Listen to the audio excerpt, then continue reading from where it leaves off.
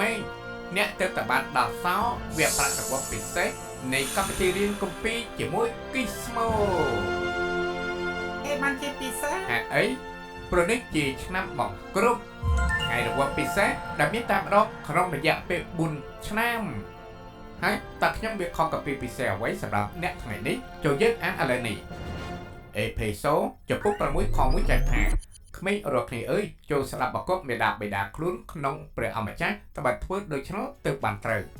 ស្ដាប់បកបឪពុកម្ដាយបើមិនជារឿងដែលអ្នកគួរធ្វើរៀងរាល់4ឆ្នាំម្ដងទេប៉ុន្តែជាអ្វីដែលអ្នកគួរតែធ្វើជារឿងរាល់ថ្ងៃហេតុអ្វីដោយសារតែព្រះចង់ឲ្យយើងស្ដាប់ឪពុកម្ដាយរបស់យើងពីព្រោះពួកគាត់ស្រឡាញ់យើងហើយចង់ឲ្យយើងនៅអ្វីដែលល្អបំផុតពួកគាត់មិនមែនគ្រាន់តែប្រាប់យើងពីរឿងដែលយើងមិនអាចធ្វើដើម្បីបំបត្តិភាពសប្បាយរីករាយក្នុងជីវិតនោះទេប៉ុន្តែពួកគាត់គឺជាអ្នកផ្ដល់ការណែនាំដល់យើងដើម្បីជួយរក្សាយើងឲ្យមានសុខភាពនិងឆ្ងាយពីគ្រោះថ្នាក់លើពីនេះការស្ដាប់បកបឪពុកម្ដាយរបស់អ្នកជួយអ្នកឲ្យរៀនពីរឿងសំខាន់ៗដូចជាការធ្វើជាល្អការចែករំលែកនិងធ្វើការសម្រេចចិត្តដ៏ឆ្លៀវវៃដូច្នេះសូមចាំថាដូចជាឆ្នាំបង្គ្រប់នាំមកនៅអ្វីដែលពិសេសសម្រាប់ប្រតិទិនរបស់យើងការស្ដាប់បកបរបស់យើងនាំមកនៅអ្វីដែលពិសេសសម្រាប់គ្រួសាររបស់យើងដូចគ្នា